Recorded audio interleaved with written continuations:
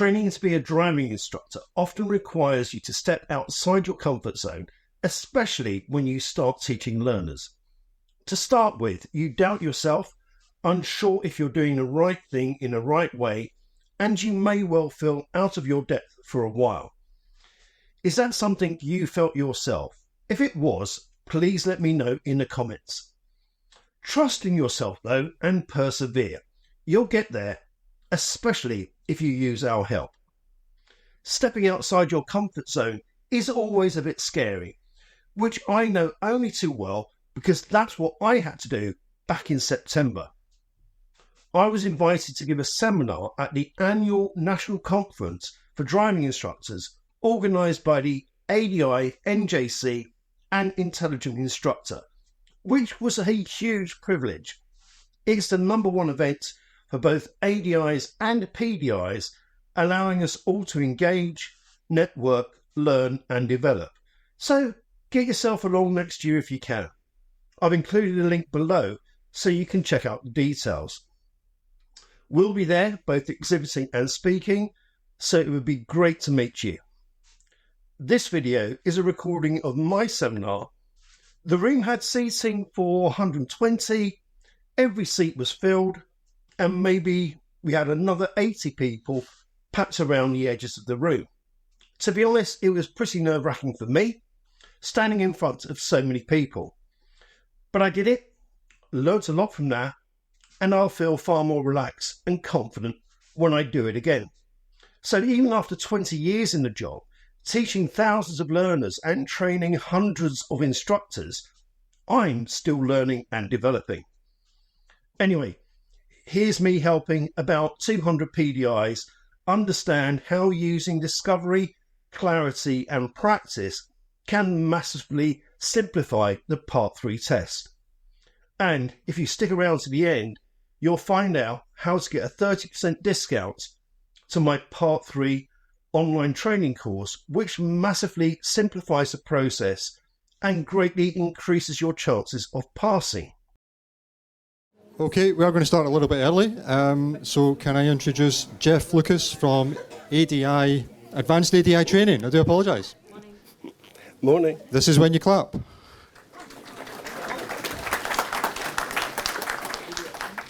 Hi everybody, can you hear me okay? Fantastic. So yeah, we're not going to start the presentation just yet, but I just wanted to do a little bit of icebreaker really. Nothing entertaining, just for my benefit really. Obviously this is called the PDI zone. So just with a quick show of hands, how many of you here are PDIs? Almost everybody, which is fantastic. So again, just with a show of hands, where are you in your process at the moment? Part 1. Cool. Okay. Couple of people at the back there. Part 2. Oh, a few more. Part 3. Again, almost everybody. Which, given the title of this presentation, probably doesn't surprise me. So we're just waiting for a few more people to come in, and then when I get the nod, we'll start the presentation in earnest. But whilst we're waiting to do that, let's just bring up the title of the presentation itself. Okay, so I think I probably know the answer to this question, given the show of hands that we've had already. But what brought you along today, I wonder, to hear this particular presentation I'm going to give? So I'm guessing most of you, because you're here to hear this presentation and you are at your Part 3 stage, are wanting to find out a little bit more about how, from my opinion, you can massively simplify the Part 3 test, or indeed standards check if you're an ADI, because exactly the same principles apply. First of all, let me give you a little bit of info about myself. Now, this is only going to be a short presentation. We've got 20 minutes and then 10-minute Q&A at the end. So I'm not going to be able to give you my life story, which I'm sure you're massively relieved about.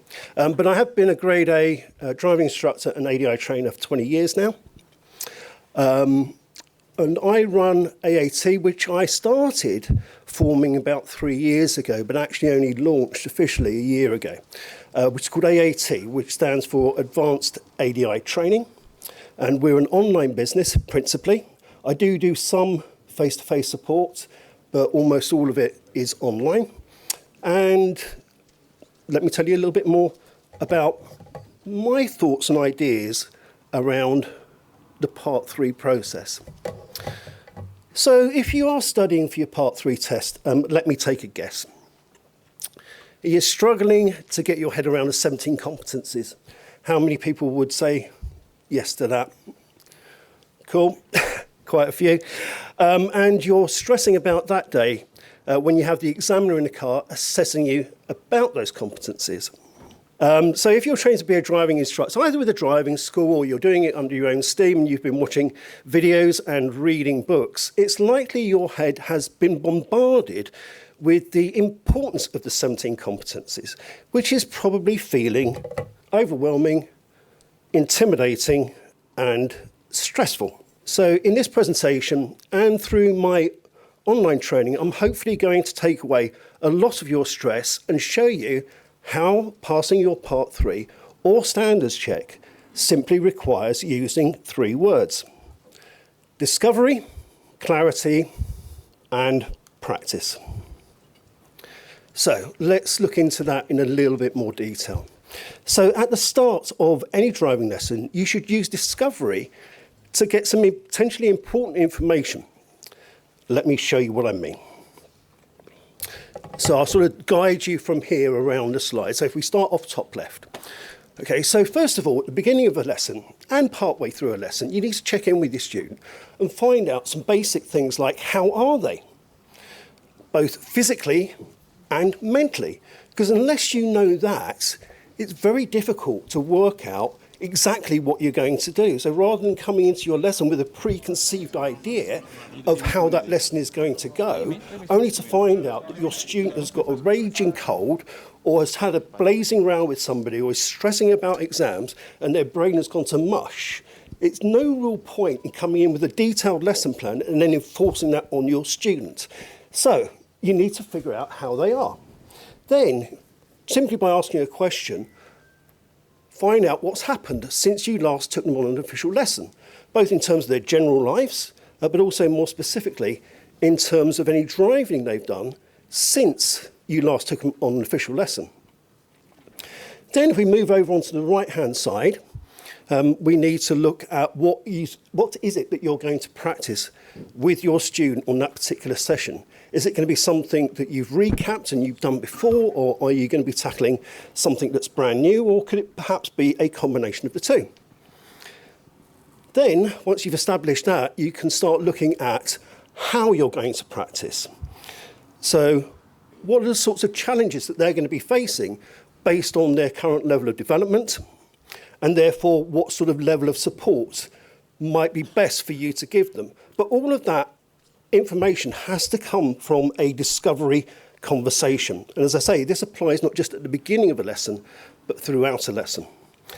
Now, you don't necessarily need to ask all of these questions or ask them in a specific order. And quite often, what you'll find is your student will often volunteer information without you even asking a specific question.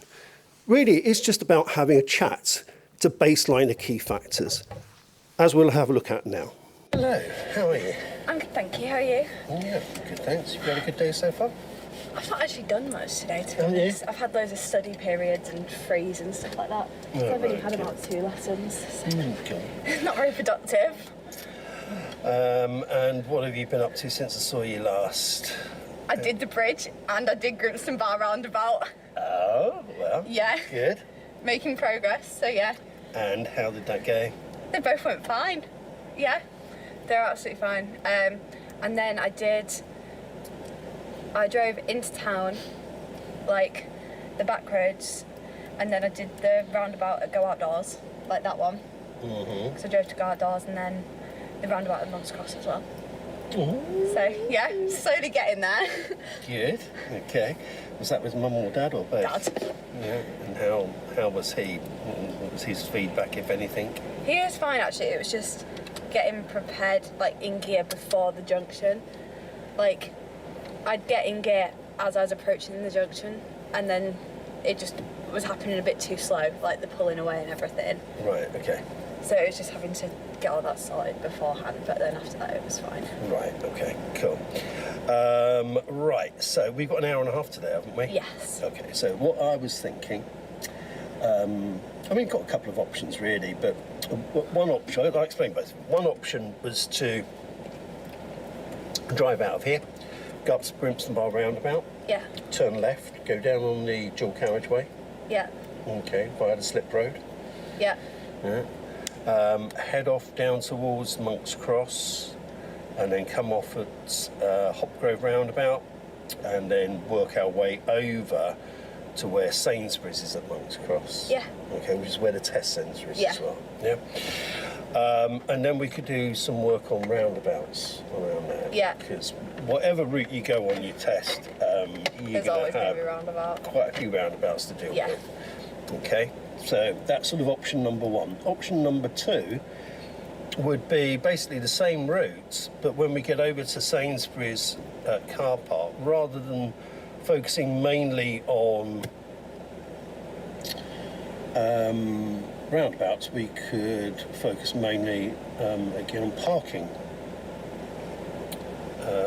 using their car park. Yeah, I think probably the parking one today. I did some parking, so I drove to the park and ride, and it just wasn't working on Sunday. Just couldn't do it, couldn't get in the lines. My timing was completely off for when to turn in. So I could get it straight. I was just literally, the line for each side was directly in the middle of the car. Right, okay. Okay. So just before I move on to the next slide, just a quick show of hands. You don't have to agree with this statement or not, but if you do agree, how many of you would say that having a conversation like that with a student at the beginning of the lesson has enabled me to discover a lot about her current state of feeling, what's gone on since I met her last, what she's put into practice, and therefore what would make sense for us to do next, and how I can go about supporting her? So would you agree or not? Fantastic. A great show of hands there. Thank you.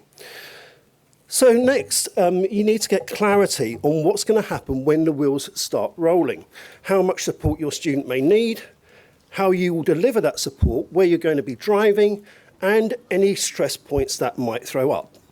Again, let me show you what I mean with a visual. So again, I'll just sort of guide you through. Again, we'll go from left to right. So again, just check back. Make sure you have got an understanding of what you're going to be working on in terms of the subject. Is it going to be something that you're going to be recapping, something that's new, or a combination of the two? In terms of the level of support they're going to need, is that going to be full talk-through, or prompted, or independent? And indeed, could that fluctuate during the course of the first practice session? It might be that for part of the drive, they'll be able to drive perfectly fine independently. At other times, when life gets a little bit more stressful or challenging for them, they may well need some prompted support from you. And then if you're moving on to a brand new subject, then at some point during the practice session, you're almost certainly going to need to give them full talk through. And in terms of the area that you're going to be practicing in, where is that?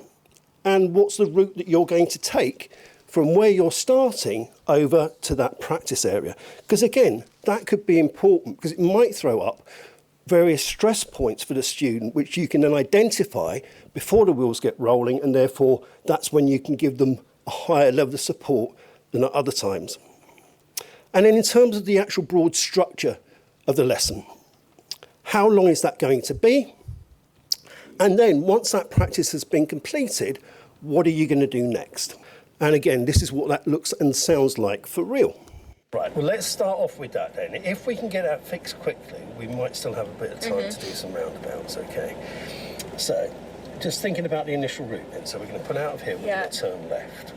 Okay, and it goes to the very end of the road and then turn left again, and then to the very end of that road and turn left again. And then that takes us up to the roundabout where the petrol station is. Yeah. Then we're going to turn right and head down towards Grimston Bar roundabout. Yeah.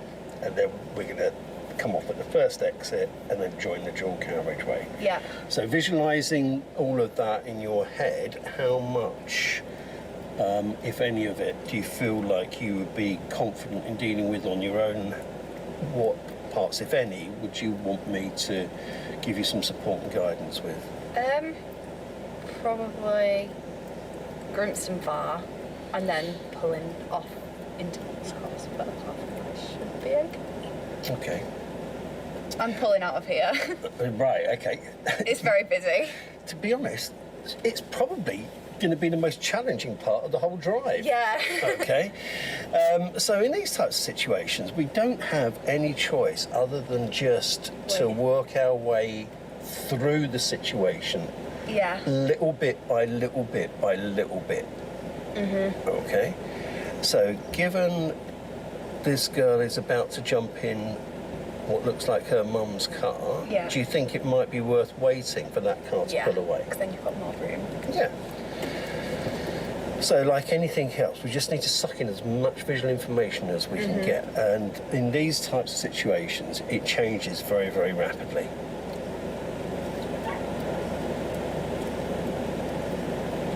Okay, so now what we're going to do is just get into first, ready to go. Oh God, my seat is not far enough forward. I did not realise that until I put my foot all the way down the clutch. Is your mirror adjusted correctly? Yeah, they're fine. Okay. Okay, and then when it comes to practice, these are some of the questions that you need to ask yourself. Again, let's bring up a visual and talk through them. So in terms of awareness, okay, so you need to be totally aware of what is going through their heads. What are they thinking about in that moment, at that specific time when you're about to get the wheels rolling? You need to be totally aware of what's going on around you, other road users, so that you can hopefully help them to mitigate risk. And are they, before the wheels get rolling, or indeed once they start getting rolling, immediately making some faults that you need to take note of and potentially bring to your students' attention?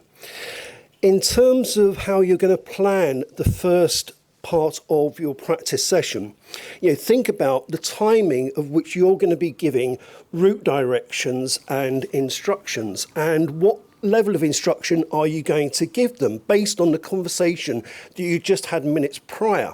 So is that going to be a mixture of independent, prompted and full talk through, or is it going to be one or a combination of those? Be thinking about the level of control that you're going to need based on your knowledge of your student, your knowledge of your area, the knowledge of the subject that you're going to be taking. Is it likely that you're going to need to give them a physical control in terms of taking dual controls, or is it more likely to be sort of verbal control? And then in terms of their overall developments, once the wheels get rolling and you've done that initial burst of practice, are you going to then continue to do what you had already started out to do, or particularly if a safety critical situation occurs during that first practice session, need to change and adapt the lesson to work on something new? And again, here's what that looks and sounds like for real. I'm going to go right at this roundabout. Okay.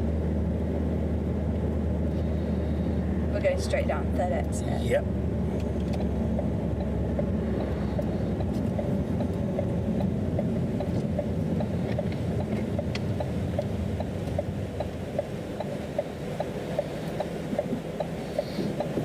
Up to 75% on the clutch. Now burst the speed, then you can bring your clutch all the way up. Second gear straight away. That's it.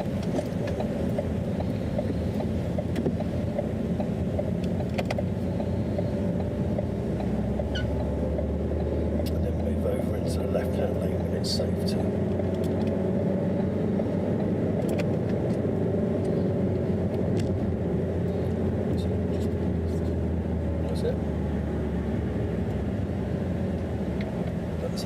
And try to accelerate at the same speed as other people. Where are we going at this We're going to go left, first exit. So just make sure you're staying in the left-hand lane. Okay. And now we're going to build up speed rapidly and delay your gear changes. Okay, so not yet, but in a moment we're going to go from third to fifth. Okay, so build up speed rapidly in third, because that way we'll accelerate faster. Yeah. Now third to fifth. Now put that right signal, we'll stay in the left-hand lane. Keep building that speed up. Yeah. So we're going at the same speed as the vehicles that are already on the road. Yeah. Now we can start to drift across. Straighten up. Cancel your indicator. Give yourself a moment just to assess what's going on. Yeah. And settle into your new speed. Okay, now we're going to overtake. Okay. So, put the right signal on. Check your right door mirror. It's safe. Start to accelerate as you move out. Keep accelerating. Cancel your indicator. Ease off your speed a little bit. You don't want to break the speed. Yeah. To 6th gear. A bit more speed. A bit more speed. Now we're going to stay out in this lane because we're still catching this white van up. So how fast are you going at the moment? 69-ish, 68. Okay, just keep it there then. Now we're going to wait until we can see the whole of this white van in our left door mirror before we move back across. Just in case they speed up as we overtake them. So put the left indicator on now and drift across. Don't steer, just let it drift. Okay. Very nice, good work. Okay, so again, before we move on to the next slide, can again have a quick show of hands. Again, you don't have to agree with me. It's entirely up to you. But based on the first two sections that we looked at, which was discovery and clarity, can you now see how I'm using that discovery and I'm using that clarity to put the focus in place, to adapt the way that I'm working with the student based on the situation that we're in at that moment, which was already based on what I had discovered about where she was in her head, where she was in her thinking, any stress points that the route was going to throw up, and the level of support that she needed. So again, just a show of hands whether you agree with me on that or not. Great, thank you. And then after that, it's basically rinse and repeat. After the first burst of practice, discover what went well or perhaps not so well and why. Establish clarity on what you're going to do next, where and how. Then do some more practice based on what's been discussed and agreed. So let's just watch the rest of this section of this particular lesson play out, where you'll see me putting that into action. Okay, cool. So just before we talk about parking, any thoughts about the drive over? It was okay. I just went a bit too quickly into everything. Just didn't really have enough time to think. But apart from that, it was okay. Yeah. So we'll work on that a bit today. Yeah. Okay. It's surprising. You don't need to slow down that much, and suddenly it just feels like you've got loads of more time, and then life gets a lot easier and a lot less stressful. Yeah. Right. Okay. So what was it that you were trying to do? Were you reversing into a parking I bay? literally just pulling in. Just driving forwards Yeah. into a bay. Right, okay. So what sort of process were you applying? Let's see if we can figure out where it was going wrong. It was just kind of when to steer. Right, okay. So I don't want to put words into your mouth, but were you sort of like winging it and hoping for the best? Or were you actually applying some form of process? I was trying to think through it, but like when I got to where I thought I should be, I'd turn too quickly or I'd turn too late, and then I'd just end up half and half in a parking space. Right, okay. See if you can give me an insight into what you were doing. Were you turning that way or were you turning that way, or were you doing both? I just Right. still couldn't do it. Okay, so replicate what you were doing the other day if you can. Okay, don't worry if it doesn't go well. Okay. All right, I just want to have a look in and see if I can have an idea of what it is that's going through your head as a process and how we can correct it. Okay. Okay. So you don't. I mean, you can use those bays on the right, or you can use them on the left, or you can go round in a loop. It's up to you. I like get into here and then I was like just trying to pull it in.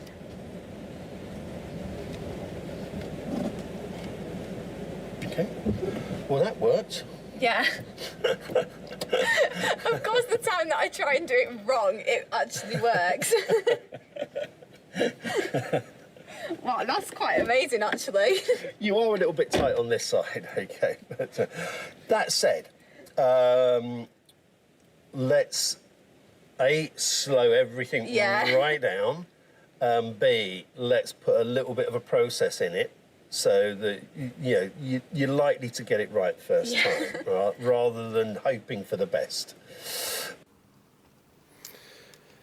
Okay, so now let me explain finally why using discovery, clarity and practice means you can stop stressing about the 17 competencies.